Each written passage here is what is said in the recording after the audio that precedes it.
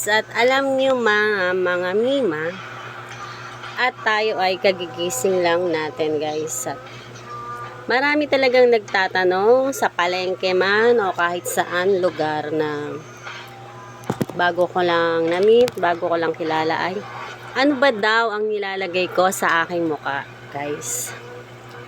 Bukod naman sa may nilalagay ako sa aking muka ay may iniinom pa rin ako na talagang pang food supplement na syempre kailangan din nating mga nanay na ganon, itry natin kasi wala naman mawawala.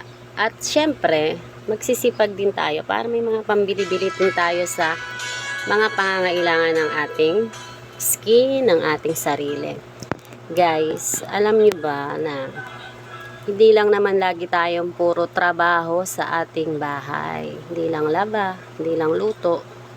At syempre ay asikasuhin din natin ang ating pets.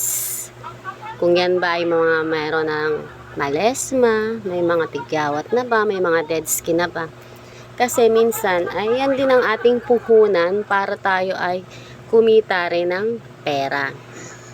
Ako kasi guys, talagang nai-stress ako pag nakikita ko na hindi makinis ang mukha ko, na may tigyawat. At yung ginagawa ko naman sa aking mukha ay nagiging puhunan ko rin kung bakit din ako nakakabenta ng mga ginagamit ko. Syempre, ang binibenta ko ay yung mga ginagamit ko. Ngayon nga, may nagtatanong lagi sa akin sa palengke. Uy sis, ano ba yung gamit mo? Ito nga ang gamit kong sabon guys. Etong sabon na to ay sa akin, ako talaga ang nag-repack, ako ang nagde-deliver, ako ang nag-aalok, ako ang kumukuha sa supplier. Box ko tong kinukuha guys. At sa awa naman ng Diyos ay laging nauubos. Kahit 20 kilos yung lagi kong order ay nakaka-4 na order na ako guys ng box. Kaya legit talaga to kasi kung ayaw nyo magpahid ng mga cream, mga inom-inom sa mukha nyo, kaya ayaw nyo uminom, takot kayo uminom, kasi ako, try talaga ako ng try. Eto, magsabon na lang kayo. Ngayon, ako kasi nagsasabon nito, tapos paggabi, naglalagay ako nito ng cream.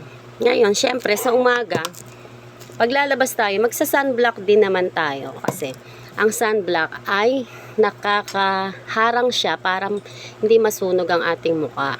Kasi pag nasunog na yan, ang ating muka ay magkakaroon na tayo ng pekas. Yan talaga ang iwasan natin na masunog ang ating muka. Kaya ang sunblock ay nagpro-protekta siya sa ating skin.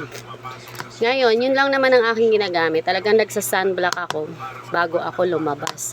At nagsa-sunblock din ako. Mura lang naman ang sunblock dito sa bahay. Kasi nga, pag nagluluto ka, nakikita nyo, magpiprito kayo, yung mga usok-usok na init, pupunta sa balat nyo.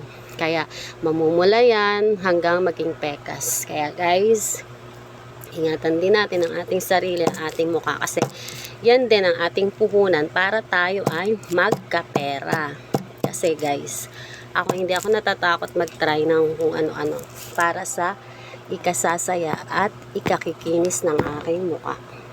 At the same time, yung mga ginagamit ko rin sa aking mukha ay syempre, yung mga kinikita ko rin at mga yung pinapagbebentahan ko ay yun din naman ang ine-invest ko sa aking mukha.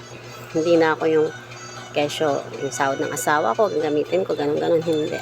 Yung mga kinikita ko rin na pagbebentahan ko, yung mga kinikita ko rin, yun din ang ginagamit ko para masuportahan ko kung ano yung dapat kong ilagay sa aking mukha. Kaya yan guys, masyado na mahaba. At eto nga, kung gusto nyo itong sabon na to ay umorder kayo sa akin. Tapos kung gusto nyo naman magkikream kayo para makikita nyo talaga na banat ang mukha nyo, eto naman ang cream.